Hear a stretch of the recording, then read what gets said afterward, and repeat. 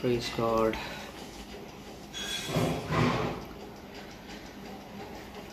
Hallelujah, Jesus, Lord. We worship you, Father. We glorify your name, Lord. Hallelujah. Thank you, Jesus. Thank you, Lord, for this wonderful time, Lord. Father, we thank you and we praise you, Father. We thank you and we praise you, mighty God. We glorify your name, Lord. Father, we thank you, Jesus. आप सभी को जय मसीह की और प्रभु यीशु मसीह के नाम से मैं आप सभी का एक बार फिर से स्वागत करता हूं और एक बार फिर से आप सभी को मैं प्रभु के वचन से जो प्रभु आज हमें दिया है, जो परमेश्वर ने दिया है, उसको हम आज सीखने जा रहे हैं। और जैसा कि हम देख पा रहे हैं कि अभी ये जो समय है मसीहों के लिए, जो हमारा पास ओवर जो चल रहा है या फिर जो पैसन वीक चल रहा है, palm Sunday, good Friday, Easter, and before good Friday Lord had a communion with the holy communion with the disciples.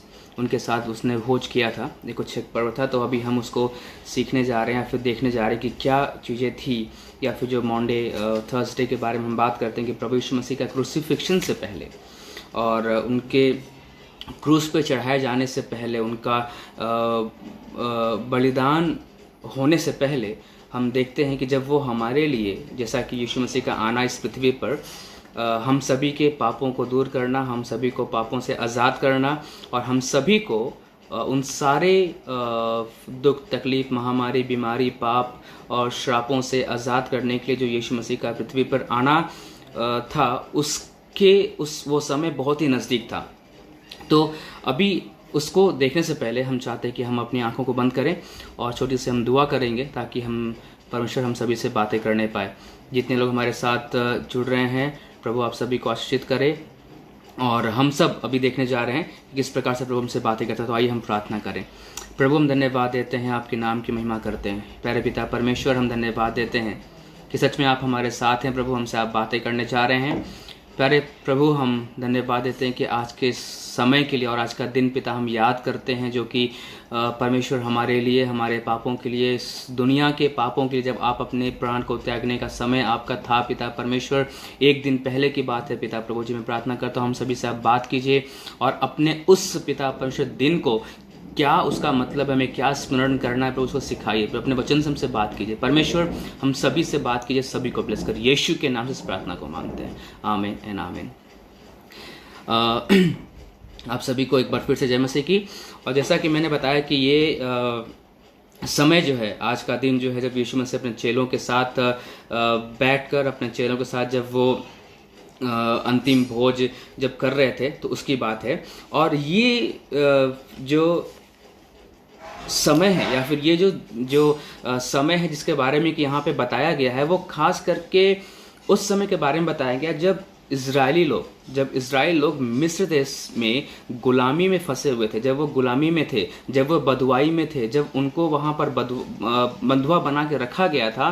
तो जब वहाँ से परमेश्वर ने उन्हें छुड़ाया था, उस छुटकारे का सेलिब्रेशन या फिर उस छुटकारे के अवसर पे, उस छुटकारे के लिए ये लोग इस पर्व को रखे थे और इस फेस्टिवल को लोग वहाँ मना रहे थे, इस वहाँ पर इकट्ठे हुए थे। वो लोग समय की बातें यहाँ पर हैं। लेकिन हम देखते हैं कि यीशु मसीह इस पृथ्वी पर आए, हम लोगों के प्राण को, हम लोग को जीवन देने के लिए, अपने प्राण को त्याग कर हमारे पापों को क्षमा करने के लिए। और ये जो था यीशु मसीह का, जो उन्होंने अपने समय को इस पृथ्वी पर व्यतीत किया, इस पृथ्वी पर वो जब तक थे, तो यहाँ पर हम देखते हैं कि ये यीशु मसीह का जीवन का इस पृथ्वी पर और उनके जीवन का ये अंतिम सप्ताह था। ये जो है, this was the last week of Jesus Christ on this earth. और इस पृथ्वी का उनका ये अंतिम सप्ताह था। और अंतिम सप्ताह का ये अंतिम थर्सडे, गुरुवार था, जिसको कि यीशु मसीह अपने चेलों के साथ वहाँ पे प्रभु भोज या फिर उस भोज को वहाँ पे करते हैं। और जैसा कि हम देख पाते हैं कि उसकी तैयारी की जा रही थी, एक पर्व की तैयारी की जा रही थी वहाँ पे। और यीशु मसीह वहाँ पर कैसे इस पर्व को मनाने के लिए क्या क्या तैयारी की जा रही थी, क्या क्या बातें इन लोगों ने किया था, उसको हम सीखने जा रहे हैं, देखने जा रहे हैं। और जैसा कि हम जानते हैं कि यीशु मसीह को पूरा आभास था, उनको पूरा पता था कि नहीं, अब मेरा समय बहुत नज़दीक है। यीशु मसीह का जो मृत्यु था, या फिर यीशु मसीह जो उस मृत्यु को फेस करने वाले थे, जिस मृत्यु के वजह से हम लोगों को जीवन मिलने वाला था, यीशु मसीह को पता था कि नहीं, वो घड़ी या फिर वो समय बहुत ही नज़दीक आ गया है, वो समय बहुत ही करीब आ गया है। उन चीज़ों को लेकर वो अपने मन में उन बातों को रखकर यीशु मसीह चेलों के साथ वो बातचीत कर रहे थे, और उनके मन में वो बातें चल रही थी कि अब मेरा समय बहुत नज़दीक है, मेरे पास अब समय बिल्कुल भी नहीं है करके वहाँ पर हम देखते हैं। और फिर उसके बाद हम देखते हैं कि परमेश्वर जो है कि हमें आत्मिक रूप से या फिर हमारे छुटकारे के लिए अपने जीवन को त्यागने वाला था, अपने जीवन को देने वाला था। लेकिन ये सब की जो तैयारी हो रही थी, और ये सब किस प्रकार से तैयारी हो रही थी, क्या क्या तैयारी यहाँ पर की गई थी, किस किस बात की तैयारी यहाँ पर की गई थी, कैसे इस पास ओवर को मनाने के लिए क्या क्या तैयारी वहाँ पर की गई थी, हम देखते हैं। तो जब इसको हम देखेंगे तो यहाँ पर लूका, gospel of Luke chapter 22 versus 14 to 20, लूका उसका 22 का 14 आयत से लेके 20 आयत तक हम इसको पढ़ पाएंगे। यहाँ पर लिखा गया है लूका उसका 22 अध्याय का 14 से 20 तक। तो इसको मैं पढ़ दे रहा हूँ यहाँ पर कि किस प्रकार से वहाँ पर बातें लिखी गई हैं। 22 का 14 से 20, और यहाँ पे लिखा गया है मैं पढ़ दे रहा हूँ आप सभी लोगों के लिए। जब घड़ी आ पहुंची तो वह प्रेरितों के साथ भोजन करने बैठा, और उसने उनसे कहा, मुझे बड़ी लालसा थी कि दुख भोगने से पहले यह फसह तुम्हारे साथ खाऊं, दुख भोगने से पहले यह फसह तुम्हारे साथ मैं खाऊं, क्योंकि मैं तुमसे कहता हूं कि जब तक वह परमेश्वर के राज्य में पूरा न हो तब तक मैं उसे कभी न खाऊंगा। तब उसने कटोरा लेकर धन्यवाद किया और कहा, इसको लो और आपस में बांट लो, क्योंकि मैं तुमसे कहता हूं कि जब तक परमेश्वर का राज न आए तब तक मैं दाख का रस अब से कभी न पीऊंगा। फिर उसने रोटी ली और धन्यवाद करके तोड़ी और उनको यह कहते हुए दी, यह मेरी देह है जो तुम्हारे लिए दी जाती है, यह मेरे स्मरण के लिए किया करो। इसी रीति से उसने भोजन के बाद कटोरा भी यह कहते हुए दिया, यह कटोरे मेरे उस लहू में जो तुम्हारे लिए बहाया जाता है नई वाचा है। ठीक है, तो यहाँ पर हम देखते हैं कि इस चीज़ों को आप पढ़ पाएंगे, और इसको आराम से अपने घर पे आप जब आप अपने खाली समय में होते तो आप पढ़िएगा। लेकिन इसको हम देखते हैं कि सब कुछ था यहाँ पर, तैयारी की जा रही है, यहाँ पे सब कुछ किया जा रहा है कि किस प्रकार से हम देखते हैं कि प्रिपेयर किया जा रहा है। ये फसह को मनाने के लिए या फिर इस पर्व को मनाने के लिए क्या क्या तैयारी की गई थी, और इसकी तैयारी कैसे कैसे की गई थी, क्या इसका था, उसको हम बारे में देखने जा रहे हैं। और तैयारी के बारे में हम देख सकते हैं कि वो उसी लूका का 22 का 7 से 13 अध्याय में आप देख पाएंगे कैसे तैयारी की गई थी। लूका उसका 22 अध्याय का 7 आयत से लेकर 13 आयत तक कैसे तैयारी की गई थी, क्या क्या तैयारी की गई थी, चेलों ने क्या क्या तैयारी की थी, यीशु मसीह ने कैसे तैयारी किया, वहां पे हम देख पाएंगे। तो उसको भी हम पढ़ दे रहे हैं आपको। लूका 22 का 7 से 13 वहां पे लिखा गया है, तब अख़मीरी रोटी के पर्व का दिन आया जिसमें फसह का मेमना बलि करना आवश्यक था। तो अभी इस चीज़ों को जो आप पूरा पढ़िएगा, यहाँ पे पढ़ने के बाद जो है कि लूका 22 का 7 से 13 आप लोग आराम से पढ़िएगा, और यहाँ पे क्या क्या चीज़ें आवश्यक थी, क्या क्या चीज़ें नीडेड थी, क्या क्या बातें ज़रूरी था, उस चीज़ों को हम भी देखने जा रहे हैं यहाँ पर। तो एक चीज़ और भी हम देखते हैं कि यीशु मसीह पहले से ही सब कुछ तैयार करके रखा था। यीशु मसीह हम देखते हैं कि पहले से ही सब कुछ वो तैयार करके रखा था कि उसके चेले, मतलब उस चेलों के बारे में, चेले इसके बाद जब मैं अपने आप को क्रूस पे चढ़ा दूंगा, जब मैं चला जाऊंगा तो मेरे चेले क्या करेंगे, वो कैसे क्या करेंगे, उस सारे चीज़ों को यीशु मसीह, चेले कहाँ जाएंगे, कैसे करेंगे, वो क्या करेंगे, सारी बातों का यीशु मसीह ने पहले से तैयारी करके रखा हुआ था।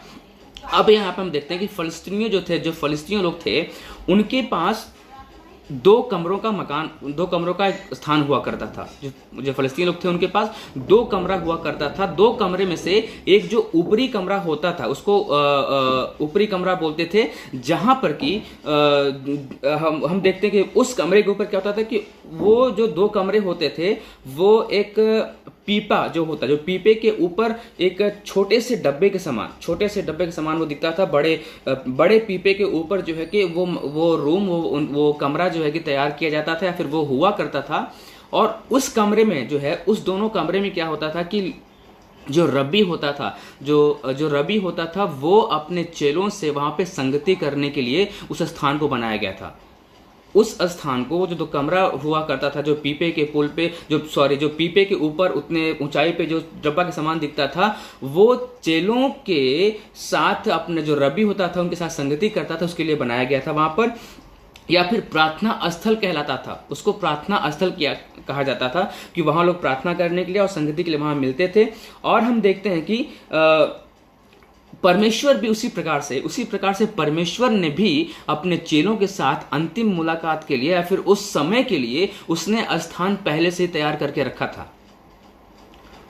हम जैसा कि मैंने आपको बताया कि जो फलस्तीन लोग थे वो अपने कमरों को तैयार करके रखा करते थे, वहां पे मिलते थे। उसी प्रकार से यीशु मसीह भी अपने चीजों को, उस स्थान को तैयार करके पहले से ही रखा था। और हम देखते हैं कि वो एक मित्र था, यीशु मसीह का एक मित्र था जिसको कि यीशु मसीह ने तैयार करके रखा था कि उसके द्वारा उस चीजों को तैयार करेगा। उस मित्र का नाम यहाँ पे मेंशन नहीं किया गया है, लेकिन अब हम देख पाते हैं वहां पर कि किस प्रकार से वहां पर कैसे तैयारी की जाती है, वहां पे क्या की जाती है, उसका हम पहचान प्रभु देता है, उसको पहचान देता है प्रभु ने। वो तैयारी प्रभु ने कर लिया है, वो जगह भी प्रभु ने नियुक्त कर लिया है, वो स्थान भी प्रभु नियुक्त कर लिया है। लेकिन उस स्थान को हम कैसे पहचानेंगे, उस स्थान को वो लोग कैसे पहचानते हैं, उसको हम देखने जा रहे हैं। परमेश्वर ने एक पहचान को दिया था, परमेश्वर ने एक पहचान को दिया था और उसको हम लूका 22 का 9 और 10 में पढ़ सकते हैं। लूका उसका 22 अध्याय का 9 और 10 में हम देखते हैं कि क्या पहचान प्रभु यीशु मसीह ने दिया था वहां पर। तो आइए हम देखते हैं, यहाँ पे लिखा गया, उन्होंने उससे पूछा तू कहाँ चाहता है कि हम इसे तैयार करें, तू कहाँ चाहता है कि हम तैयार करें। उसे सवाल कर रहे हैं क्योंकि उन लोगों को पता नहीं था। इस सवाल से ये मालूम चलता है कि उन लोगों को पता नहीं था कि कहाँ पे मिलना है और ये भोज कहाँ पे करना, ये तैयारी कहाँ पे करना है। और जैसा कि मैंने बताया, जब इजरायली लोग जब छुड़ाए गए थे मिस्र देश से, तो वो उस खुशी के लिए वहां पे वो चीजों को किया करते थे। और एक चीज और भी है कि यीशु मसीह के समय में जो यहूदी लोग थे, जो उनका दिन हुआ करता था वो शाम को 6 बजे तक कंप्लीट होता था। मतलब उनका दिन शाम को 6 बजे तक ही हुआ करता था। जैसे हम लोग का है, और हम लोग का क्या है कि 12 से 12 होता है, 12 बजे रात तक एक दिन पूरा कंप्लीट होता है, 24 घंटा कंप्लीट होता है। लेकिन जो यीशु मसीह के समय का जो दिन था यहूदी लोग का, वो शाम को 6 बजे तक वो दिन कंप्लीट हो जाता था और उस समय वो चीजों को किया करते थे। तो यीशु मसीह उनसे चेले उससे पूछते कहाँ इसकी तैयारी की जाए, तो कहाँ चाहता कि हम इसकी तैयारी करें। उनको पता नहीं था। लेकिन 10वीं आयत में क्या लिखा है यहाँ पर, उसने उनसे कहा। अब यहाँ पे देखिए, ध्यान से सुनिएगा कि उनसे कहा, यीशु मसीह ने उन लोगों से कहा कि देखो, नगर में प्रवेश करते ही एक मनुष्य जल का घड़ा उठाए हुए तुम्हें मिलेगा। एक मनुष्य, यहाँ पे लिखा गया है कि नगर में प्रवेश करते ही, ठीक है, नगर में प्रवेश करते ही तुम्हें एक मनुष्य जो जल का घड़ा लिए हुए दिखाई तुम्हें मिलेगा। जिस घर में वो जाए तुम उसके पीछे चले जाना। जिस घर में वो जाए तुम उसके पीछे क्या होना, चले जाना। ऐसा करके यहां पर हम बात को देखते हैं। अब जब मैं इसको पढ़ रहा था अभी, क्योंकि इस विषय पे या फिर इस चीज पे मेरा शाम को अचानक से मैं इस पर बात करने के लिए आपके बीच में मैं आया। लेकिन यहाँ पे हम देखते हैं कि ठीक, और यीशु चेलों को पता नहीं था कहाँ पे मिलना है, लेकिन यीशु मसीह जगह पहले से तैयार करके रखा था। और उसके पहचान के लिए क्या दिया था कि तुम्हें एक मनुष्य मिलेगा जो कि जल में घड़ा लिए हुए, और जिस घर में वो प्रवेश करेगा तुम उसके पीछे वहां पे हो लेना।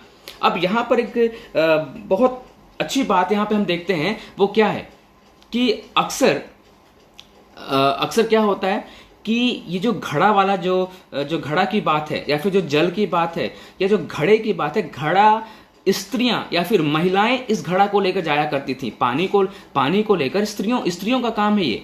उस रीति रिवाज में अभी भी क्या होता है कि घड़ा जो लेकर चलती हैं वो स्त्रियां लेकर चलती हैं, जेंट्स लेकर नहीं चलते हैं या फिर मनुष्य लेकर नहीं चलते। लेकिन यहाँ पे क्या प्रभु यीशु मसीह कहता है कि एक मनुष्य तुम्हें मिलेगा जो कि जल का घड़ा लेकर जाएगा, तुम्हें मिलेगा, तुम उसके पीछे उस घर में हो लेना। तो इसका मतलब क्या है कि परमेश्वर कितना अद्भुत रीति से जो है कि एक पहचान को दे रहा है। क्यों परमेश्वर ऐसा कहा कि एक मनुष्य तुम्हें मिलेगा, एक महिला नहीं मिली, जबकि ये घड़ा लेने का जो काम है या फिर जो घड़े की बात है, वो घड़ा कौन क्या करता है कि वो एक महिलाओं का काम होता है, एक स्त्रियों का काम होता है घड़ा लेकर चलना। लेकिन यहाँ पे देखते हैं कि परमेश्वर, ताकि उसके चेलों को वो स्थान ढूंढने में कोई परेशानी ना हो या फिर कोई दिक्कत उन्हें ना हो, कोई तकलीफ ना हो करके परमेश्वर ने ये एंटिक पहचान को दिया, एक अलग पहचान को परमेश्वर ने उन्हें दिया। और ये चीज़ों को हम देखते हैं कि वो बहुत आसानी से, ताकि अगर मानो कि अगर ऐसा प्रभु बोलता कि तुम्हें एक महिला मिलेगी, तुम्हें एक स्त्री मिलेगी जो कि तुम्हें जल का घड़ा लिए हुए जाएगी, तुम उसके पीछे घर में हो लेना, तो वहां पे हो सकता था कि स्त्रियां बहुत होती घड़े के साथ, तो किसके पीछे वो हो लेते, क्या पहचान होता उनका। लेकिन परमेश्वर ने कहा कि एक मनुष्य मिलेगा। इसका मतलब कि उनको किसी स्त्री के पीछे जाने की जरूरत नहीं थी, उनको मनुष्य को देखना था, और एक ही मनुष्य था जो कि उस घड़े को ले जा रहा था, ताकि वो उस जगह आसानी से पहुंच जाएं, और ऐसा ना हो, कहीं ऐसा ना हो कि वो लोग किसी गलत स्थान पे पहुंच जाएं, कहीं वो गलत स्थान पे नहीं पहुंच जाएं, कहीं वो गलत जगह नहीं पहुंच जाएं करके परमेश्वर ने ये पहचान उनको दिया कि एक मनुष्य तुम्हें मिलेगा। और हम देखते हैं यहाँ पर कि ये सारी तैयारी वहां पे हो रही है। अब सारी तैयारी जो हो रही है, तैयारी के लिए क्या क्या चीजों की जरूरत पड़ी, क्या क्या चीजों की जरूरत पड़ी, हम उसे देखने जा रहे हैं। अभी हमने बताया आपको कि किस प्रकार से परमेश्वर ने वहां पर बातें किया, वहां पर सब कुछ चीजों को बताया वहां पर। लेकिन हम देखते हैं कि किस प्रकार से अब यहां पर यीशु मसीह पकड़वाया जाने वाला, सब कुछ होने वाला था। अब क्या क्या चीजें हैं, what are the things was needed for that pass over, उस दिन के लिए या फिर उस पर्व के लिए, फसह के लिए क्या चीज जरूरी थी, उसको हम देखने जा रहे हैं। और ये जो जरूरी चीजें थी उसमें सबसे पहला जो था वो था मेमना लेना। मेमने का आवश्यक होना बहुत जरूरी था। मेमना का आवश्यक होना बहुत जरूरी था, इसलिए क्योंकि मेमना का जो होता था, जो मेमना का जो, क्योंकि यहां पे क्या होता है, प्रभु ने बोला कि तुम इसे मेरे स्मरण के लिए लिया करो। जैसा कि हमने पढ़ा कि तुम मेरे स्मरण के लिए लिया करो, तो ये जो स्मरण की बात है, किस किस जो चीजें हैं, जो सारी चीजें जो वहां पे दी गई है ना, एक भोज की बात की गई है। अब भोज जब प्रभु वहां पे लेते, तो भोज वहां पर केवल एक चीज दो चीज नहीं है, वहां पर है, वहां पे बहुत सारी चीजों को वहां पे दिया गया भोज करने के लिए साथ में। और वो लोग शाम को वहां पे भोज किया करते थे 6 बजे लगभग। और देखा जाए वहां पे तो उस भोज को करने के लिए क्या क्या चीजें उनके पास थी, और हर एक चीजों का एक सिंबॉलिक है, वो एक स्मरण दिलाता है, एक चीजों का वो प्रतीक है या प्रतीक है। हर एक चीजें वो है एक सिचुएशन को प्रतीक देता है, हम उसको देखने जा रहे हैं। तो मेमना का होना, सबसे पहली चीज क्या चीजें हैं कि वो है कि मेमना का होना बहुत आवश्यक था। मेमना क्या, तो वो मेमना हमें क्या स्मरण दिलाता है, मेमना हमें वो स्मरण दिलाता है कि सबसे पहली चीज कि वो उस मंदिर में या फिर वो कक्ष में उसको वध किया जाएगा या फिर उसका लहू बहाया जाएगा, वो लहू जो कि बहाया जाएगा और बाहर उसको डाला जाएगा, उसके लिए वो मेमना को दर्शाता है। और दूसरी चीज जो इस फसह के जो जरूरी था वो क्या था, दूसरी चीज थी अखमीरी रोटी। अखमीरी रोटी जो है वो इस बात को स्मरण दिलाता है या फिर इस बात को वो दिखाता है कि यहूदी लोग जब वो मिस्र से निकाले गए थे, जब वो मिस्र से बचाए गए थे, जब वो मिस्र से निकाले गए थे, तो हम देखते हैं वहां पर कि मिस्र से जब वो निकाले गए थे तो उस रोटी को वो लोग खाए थे, उस रोटी को वो लोग वहां पर खाए थे, उसकी चीजों को दर्शाता है। तो दो चीजें हमने देखा, पहला चीज क्या आवश्यक है, एक तो मेमना बहुत जरूरी है जो कि बलिदान के लिए उसका खून बहाया जाना। और इसमें हम चीज और भी देख सकते हैं कि मेमना का जब खून बहाया गया था, जब इजरायली लोग जब मिस्र देश में वो लोग थे, और जब जो अंतिम वहां पे विपत्ति पड़ी थी जिस पर कि मिस्रियों के जो पैलौठों को वहां पर पैलौठा जो उनके थे पुत्र थे, उनको संतान को मारने का जो विपत्ति था, उस समय जब लहू को बहाया जाना था, उसको छिड़काव करना था ताकि उस पर लोग बचाए जाए करके। तो अभी इस पर हम आएंगे बाद में किसका क्या था कैसे था। लेकिन अभी दो चीज हमने देखा, मेमना और अखमीरी रोटी, और तीसरा जो था वो नमकीन पानी का घोल। तीसरी जो था नमकीन पानी का घोल, वो भी चीजें आवश्यक थी। और नमकीन पानी का जो घोल, ये किस चीज को स्मरण दिलाता है? ये किस चीज को स्मरण दिलाता है? ये जो है नमकीन पानी का जो घोल है, वो ये उन आंसुओं का स्मरण दिलाता है जो इजरायली लोग मिस्र देश में जब वो गुलामी में थे, जब इजराइल लोग मिस्र देश में जब वो गुलामी में थे, जो उनके आंसू बहे थे, जो उनको तकलीफ हुआ था, उस चीज को वो दर्शाता है। और लाल समुद्र को भी चीजों को दर्शाता है वो, ठीक है, लाल समुद्र। और जो वो तकलीफ को झेले थे, जो दुख को झेले थे, जो वो उनकी आंखों से आंसू आया था, उस चीज को दर्शाता है, उस चीज को स्मरण दिलाता है, ठीक है। तो मेमना हो गया, अखमीरी रोटी हो गई, नमकीन पानी का घोल हो गया। और चौथी बात है, वो है जो है कि कड़वे साग का पात्र। कड़वा एक साग का पात्र था, जिसको उसका भी होना बहुत आवश्यक है। मेरे प्रियो, ये सब एक स्टडी है जो कि मैं आप लोगों को बता रहा हूं। आप लोग थोड़ा सा इस पर ध्यान से सुनिएगा तो आप समझ में आएगा। तो एक कड़वे साग का पात्र, ये जो क्या है, ये कड़वे साग का पात्र अर्थात गुलामी की जो कड़वाहट उनके अंदर थी, जो वो गुलामी में जब वो थे तो उनके अंदर एक कड़वाहट थी, उनके अंदर एक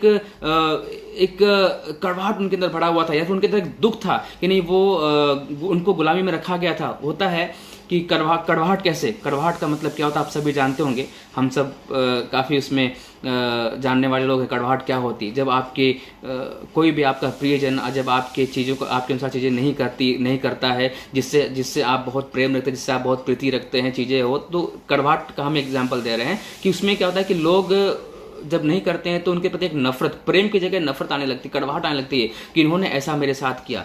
फिर वो प्रेम नहीं आ पाता है उनके प्रति, फिर हमारी चीज़ें, हमारा व्यवहार, हमारा बातचीत, हमारी हर चीज़ें बदल जाती हैं। तो वो कड़वाहट का स्मरण को दिलाता है, ये जो कड़वा साग के बारे, पात्र के बारे में दिया गया है, और जो है उस स्थिति को दिखाता है। और जो पांचवी बात है वो है गोरेसेत के बारे में दिया गया। गोरेसेत का मतलब जो होता है, जो कि यहाँ पे कुछ फल के बारे में दिया, जो ड्राई फ्रूट्स के बारे में, जो सूखे फल के बारे में, या फिर अनार से, जो अनार के दाने से जो है कि पेस्ट बना हो, जिससे कि मिस्र में वो लोग ईंट को बनाया करते थे, उसको स्मरण दिलाता है।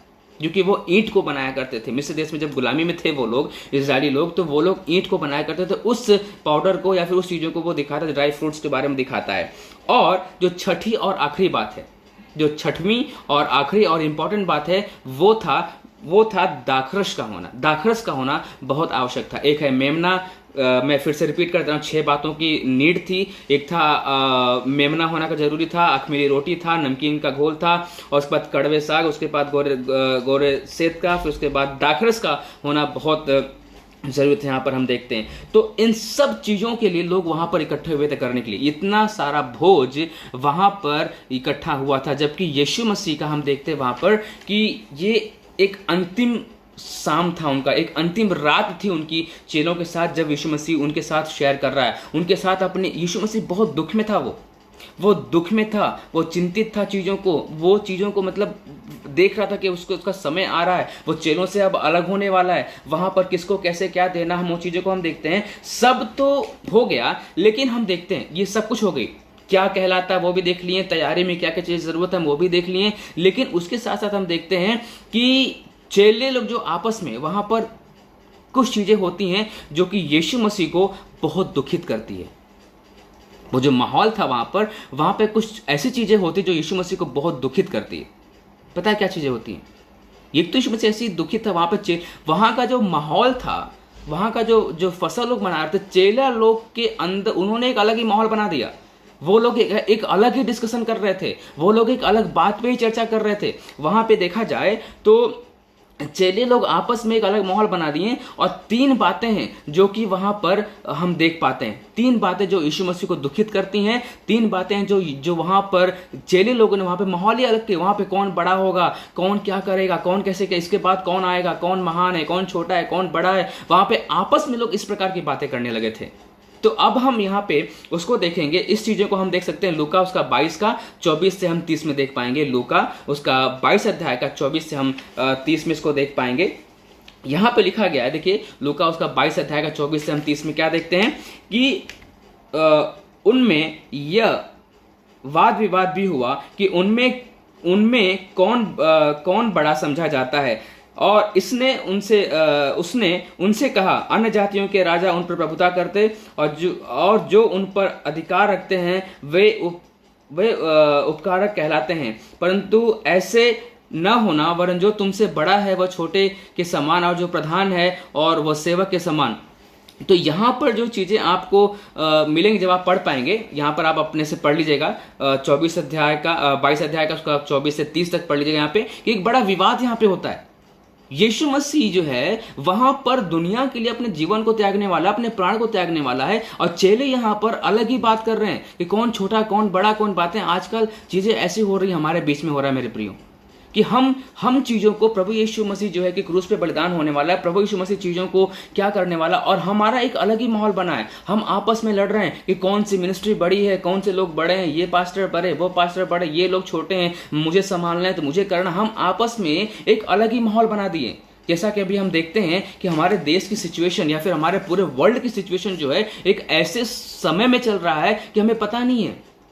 और लोग जो वहां पे हम देखते हैं किस प्रकार से लोगों का हम देख पा रहे हैं कि लोग आपस में लोग अलग ही माहौल बना रहे हैं। वो भूल गए हैं कि यीशु मसीह क्या क्या उसने हमारे लिए किया, क्या क्या उसने हमारे लिए त्यागा, क्या क्या उसने खत्म किया, चीजों को हम भूल जाते हैं। खैर, इसके बाद यहाँ पर एक अलग बातें आ गई उनके अंदर। अलग बातें क्या आ गई उनके अंदर? एक सेल्फ वो चीज आ गई कि एक जलन की भावना आ गई, एक ईर्ष्या की भावना आ गई।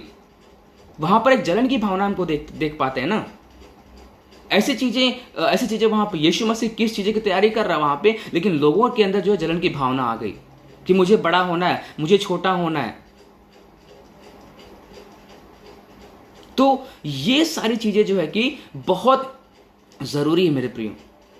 अब यहां पर क्या हम देख पाते हैं कि ऐसा कैसे हो सकता है कि जिन चेलों को यीशु मसीह ने चुना, जिन चेलों को यीशु मसीह ने अपने कार्य के लिए नियुक्त किया, वहां पे हम देखते हैं कि वो लोग आपस में विवाद कर रहे हैं। और आज हम लोग भी आपस में यही काम कर रहे हैं। आज पता है हमारा देश, हमारा वर्ल्ड क्यों परेशान है, पूरा संसार क्यों परेशान है? एक तो रीजन ये है कि मसीह लोग के कारण से चीजें, क्योंकि उनका जीवन जो जैसा प्रभु चाहता है उन्होंने ऐसा नहीं किया। तो परमेश्वर का ये प्रकोप है जो कि चीजें ऐसी हो रही हैं, और वो लोग अभी भी नहीं सुन रहे हैं, अभी भी नहीं सुधर रहे हैं, अभी भी चीजों को बदलना नहीं चाह रहे हैं। अभी भी हम लोग अपने पोजीशन को लेके, अपने स्थान के लिए, हम मिनिस्ट्री को प्रमोट कर रहे हैं, हम अपने आप को दिखा रहे हैं कि हम बहुत बड़े दास हैं, हमारी बहुत बड़ी मिनिस्ट्री है, हम बहुत बड़ा सपोर्ट कर सकते हैं, हम बहुत बड़े चीजों को कर सकते हैं। हम अपने बड़कपन को दिखा रहे हैं, कौन छोटा कौन बड़ा हम वो दिखाने पर लगे हैं, लेकिन हमारा जो व्यक्तिगत रिलेशन प्रभु के साथ है उसको हम नहीं दिखा रहे हैं। प्रभु हमसे क्या चाहता है उसको हम नहीं दिखा पा रहे हैं, परमेश्वर हमसे क्या चाहता है उसको हम नहीं दिखा पा रहे हैं। हम बड़े काम करके या फिर लोगों को हेल्प करके हम बहुत बड़ा कुछ नहीं कर सकते कि परमेश्वर आपसे हमसे क्या चाहता है। हेल्प आप करेंगे, that's very good thing, but your help will never change the situation until and unless you are going to change yourself. The situation is never going to change. जब तक हम लोग अपने आप को नहीं बदलेंगे तब तक किसी को हेल्प करने से सिचुएशन नहीं बदलेगा। और बहुत दुख के साथ मुझे कहना पड़ रहा है, मुझे बहुत दुख लगता है कि आजकल बहुत बड़ी बड़ी संस्थाएं, बहुत बड़े बड़े लोग हैं जो कि लोग सच में परमेश्वर ने उन्हें आशीषित किया है, प्रभु ने उन्हें बहुत कुछ दिया है, वो लोग सब कुछ कर रहे हैं, लेकिन हकीकत में देखा जाए तो लोगों को जरूरत है तो वो है गॉस्पल की, वो है सुसमाचार की नीड है, उनके पास जाने की जरूरत है। प्रभु का अंत का समय आ रहा है, लोग नरक की तरफ जा रहे हैं, आत्माएं अभी का रिकॉर्ड मैंने चेक नहीं किया है, लेकिन फिर भी एक रिकॉर्ड मेरे पास है, वो ये है कि एवरी डे, प्रत्येक दिन, एवरी डे लगभग 60,000 आत्माएं प्रभु को बिना जाने नरक में जा रही हैं। 60,000 आत्माएं, it's not a small amount, ये बहुत बड़ा बहुत छोटा अंक नहीं है। 60,000 आत्माएं प्रभु को बिना जाने नरक में डेली जा रही हैं, मर रही हैं। बोलो, हमारा और आपका हेल्प करना, लोग शारीरिक भोजन खा के लोग तृप्त हो जाएंगे मेरे प्रियो, शारीरिक भोजन उनको संसार में जीवित रखेगा, वो आपकी तारीफ करेंगे, बट परमेश्वर चाहता है कि लोग प्रभु को जाने और प्रभु की महिमा करें, प्रभु की महिमा को प्रकट किया जाए। जब मिस्र देश में हम देखते हैं कि जब इजराइल लोग फंसे हुए थे वहां पर, तो वहां पर परमेश्वर अपने महिमा को प्रकट किया। मूसा ने वहां पर अपने आप को नहीं दिखाया, मूसा वहां पर यह नहीं कहा कि मैं ईश्वर हूं, मैं परमेश्वर हूं, मैं ये चीजें मूसा ने नहीं कहा वहां पर। और मूसा कहता है कि परमेश्वर ऐसा कहता है, हे फिरौन तू ऐसा कर, हे फिरौन मेरे लोगों को छोड़ दे, प्रभु ऐसा कहता है। मूसा ने ये नहीं कहा कि मैं परमेश्वर हूं, मैं उनको हेल्प करने आया हूं, मैं उनको जो है कि ये चीजें देने आया हूं, कभी नहीं कहा। ये चीजें आजकल होने लगी मेरे प्रियो। The situation can change only when we are going to change, my dear friends. We can not change. You can help people by giving money, you can help people by giving them a food, you can help people by giving them a cloth, but until and unless they need a gospel, they need a Jesus Christ, उन्हें यीशु की जरूरत है, उन्हें यीशु के प्रेम की जरूरत है। जब यीशु मसीह उपवास में थे और जब शैतान उनके पास आया और उनसे कहा कि तो इस पत्थर से कह के रोटी बन जाए, तो प्रभु ने क्या कहा कि वचन में ऐसा लिखा है कि हर एक व्यक्ति वो रोटी से नहीं प्रभु के वचन से जीवित रहेगा। If the situation is this now, अगर सिचुएशन अभी ऐसी है कि लोगों के पास खाना नहीं हो रहा है, लोगों के पास रहते हुए भी नहीं खा पा रहे हैं, it means they don't need a food. अभी की जो परिस्थिति है, जो सिचुएशन हमारे देश में चल रहा है, जो बातें हमारे देश में चल रही है, ये चीजें हमारे देश में जो चल रहा है, परमेश्वर ये नहीं दिखा रहा है कि मेरे लोग, मेरे चेलों तुम जाओ वहां पर लोगों को खाना बांटो, नहीं। God has said go and make disciples, जाओ तुम सुसमाचार सुनाओ। Now this is the time to share the gospel to the needy people, and once they receive the gospel, एक बार जब वो प्रभु को ग्रहण कर लेंगे, एक बार जब वो परमेश्वर को प्राप्त कर लेंगे, मैं बताऊं आपसे कि उनको किसी बात की कोई भी कमी घटी नहीं होगी।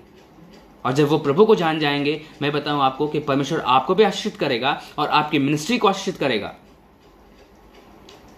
बहुत सारी चीजें हैं मेरे प्रियो, लेकिन हम आते हैं वापस इस बात पे कि हम देखते हैं यहां पर कि ये बहुत दुख की बात है, परमेश्वर के लिए बहुत दुख की बात है। परमेश्वर संसार में लोगों के लिए प्राण त्यागने जा रहा है, वो मरने जा रहा है, लेकिन लोग अपनी महानता, अपनी चीजों के पीछे पड़े हुए हैं। मेरे प्रियो, मैं आपसे कहना चाहता हूं कि दो चीजें होती हैं वहां पर, हम दो चीजें वहां पे होती है जो हम देखते हैं कि जो यीशु मसीह को जो दुखित करती है।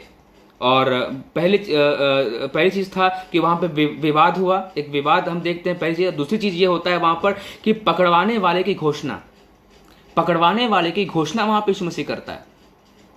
और पकड़वाने वाली घोषणा जब आप पढ़ेंगे वहां पे 21 से 23 आयत में आप वहां देख पाएंगे। 21 से 23 आयत में क्या लिखा है वहां पर कि पर देखो मेरे पकड़वाने वाले का हाथ मेरे साथ मेज पर है, क्योंकि मनुष्य का पुत्र तो जैसा उसके लिए ठहराया गया जाता ही है, पर हाय उस मनुष्य पर जिसके द्वारा वह पकड़वाया जाता है, हाय उस मनुष्य पर जिसके द्वारा वह पकड़वाया जाता है। प्रभु भोज लेना, आज के दिन बहुत सारे लोग प्रभु भोज ले रहे हैं, आज के दिन बहुत सारे लोग प्रभु भोज में शामिल होंगे, बट शामिल होने से पहले हमें समझने की जरूरत है व्हाट डज इट मीन, इसका मतलब क्या है, ये चीजें क्या दर्शाती हैं।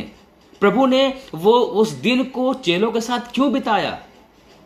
वो इसलिए नहीं कि चलो हम अंतिम, हाँ चलो हम एक लास्ट पार्टी रख लेते हैं और पार्टी सेलिब्रेट करते हैं, वहां पे डीजे गाना बजाते हैं, हम सेलिब्रेट करते हैं, इसलिए नहीं रखा था। But Jesus was really sad, वो दुखित था इस चीजों को लेकर, वो वहां पे सेलिब्रेट करने के लिए नहीं रखा था उसने।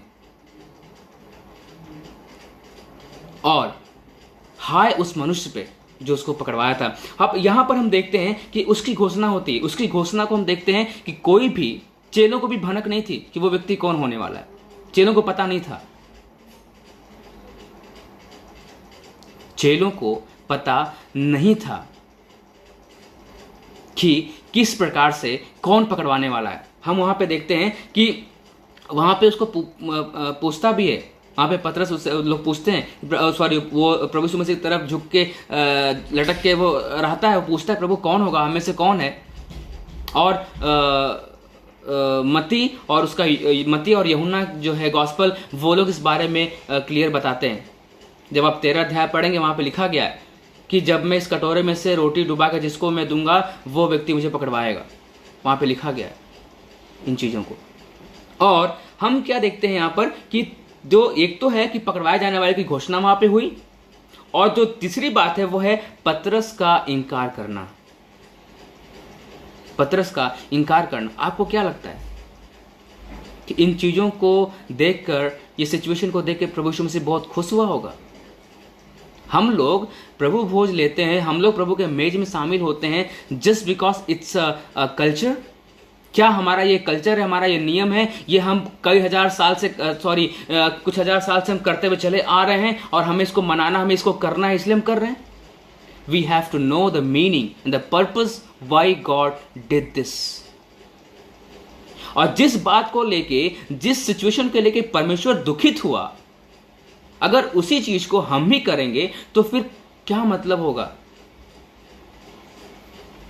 उस समय दिखाया था चेलों ने उसे दुखित किया, उस समय चेलों ने दुखित किया, लेकिन आज अगर उसी चीज को हम कर रहे हैं तो इसका मतलब कि हम लोग उसको दुखित कर रहे हैं, मेरे प्रियो। लेकिन वहां पे एक चीज का और भी हम देखते हैं। ये तो चीजें थी कि 3 चीजों की यहाँ पे हम देखते हैं कि जो बातें दुखित करती हैं, जो बातें दुखित करती हैं उसके बारे में हमने देखा। और लेकिन वहां पे 2 हम वास्तविकता को भी देखते हैं। कुछ वास्तविक चीजें भी वहां पे होती हैं। वो क्या होती हैं? वास्तविक चीजें जो होती है वो क्या होती है? वहां पे वास्तविक चीजें हुई हैं वहां पे जब से जब लोग अपने, हम देखते हैं कि जब मैंने बताया आपको, जब पायलटों की जब वहां पे मृत्यु होने, जब मिस्र देश में जब थे, गुलामी में थे वहां पर, और मेमना का लहू जो कि लोगों ने चौखट पे लगाया, और जब चौखट पे लगाने से उनके पायलटों की मृत्यु नहीं होती थी, वो लोग सुरक्षित थे उस लहू के कारण से, उस मेमने के कारण से। और यही चीजें, वही मेमना जो परमेश्वर हमारे लिए जो बलिदान हुआ, जो परमेश्वर हमारे लिए बलिदान होने जा रहा था, जो परमेश्वर अपने आप को बलिदान किया, वही परमेश्वर जो लहू, जो मेमना का लहू मिस्र देश में लोगों को महामारी से, लोगों को बीमारी से, लोगों को 10 विपत्ति से बचाया और पायलटों के मृत्यु से बचाया, वही परमेश्वर, वही लहू आज भी जीवित है। वही परमेश्वर आज भी जीवित है। वही परमेश्वर हमारे साथ भी है। और वही परमेश्वर, वही प्रभु आज हम कोरोना बीमारी से क्यों परेशान हैं?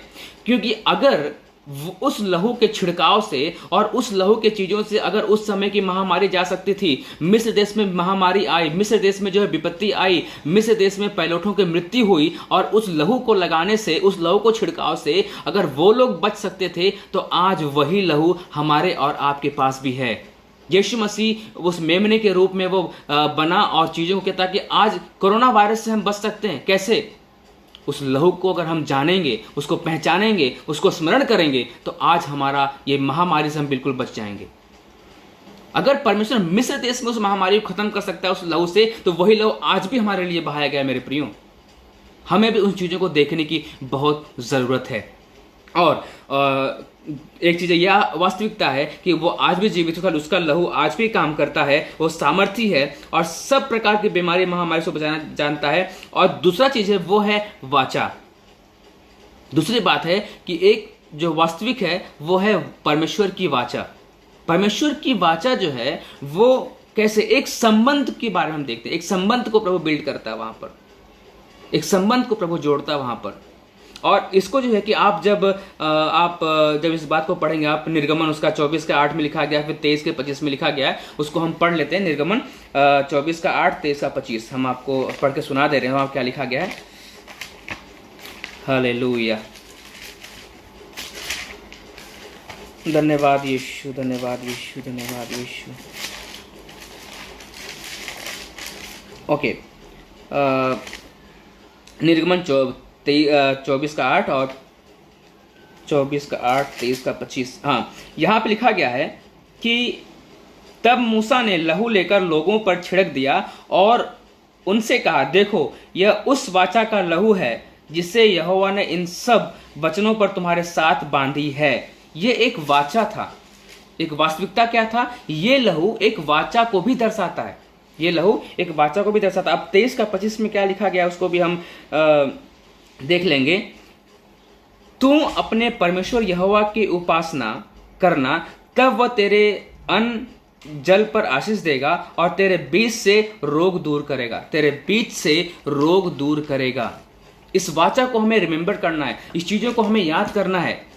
मेरे प्रियो, आज के दिन को हमें बहुत जरूरी है जानना तो अब यहां पर हम क्या एक वाचा को भी देख पाते हैं। स्मरण करना मतलब क्या होता है? मेमोरियल, जब इसको हम बोलते हैं, इंग्लिश में बोलते हैं मेमोरियल।